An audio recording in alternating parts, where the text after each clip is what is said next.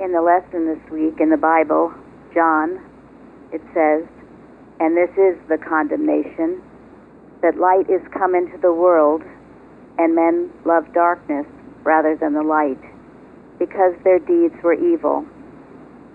For everyone that doeth evil hateth the light, neither cometh to the light, lest his deeds should be reproved. But he that doeth truth cometh to the light, that his deeds may be made manifest, that they are wrought in God." I realized for a good part of my life I was hiding in the darkness.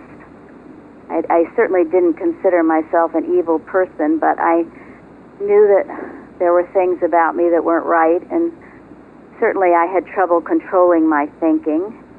If I would be out in public or with others, everything always kind of went back to me, getting my feelings hurt, or what were other people thinking about me, or just a lot of self-thinking. And because of that, I would feel uncomfortable, and so usually I would feel more comfortable just being at home, perhaps just with a few people, or by myself. And this went on and on, even having practitioner help, not from this church or not from an independent scientist, but this was years ago. And nothing was ever revealed to me or uncovered until I began to work with the practitioner and teacher here. And she demanded that I come out from those shadows, that I come out from the darkness, and that I let my thoughts, my deeds, come into that light to be reproved if necessary, but mainly to be healed. Did I always like it? No. Was it uncomfortable? Extremely. Was it healing? Yes, it was. It didn't happen overnight. There were times when I would retreat, but she would always come after me like the good shepherd, calling me and bringing me forth.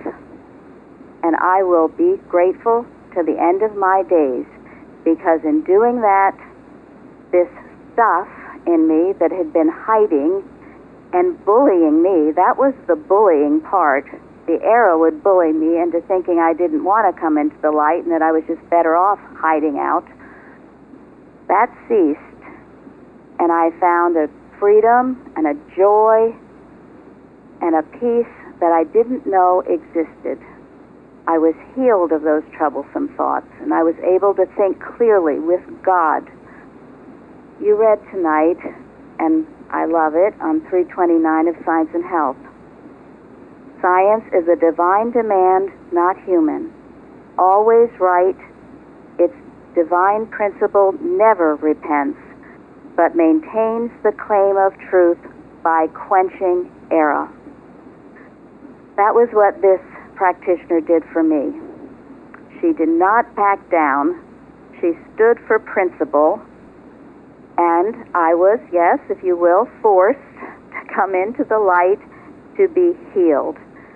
It wasn't easy for her, I know it wasn't. And for that reason, I will be forever grateful. So grateful for this truth, for Mrs. Eddy. There is nothing that can hide under the light of God. And as we all come forward, as we heard tonight in these testimonies, healing takes place. And thank God for it.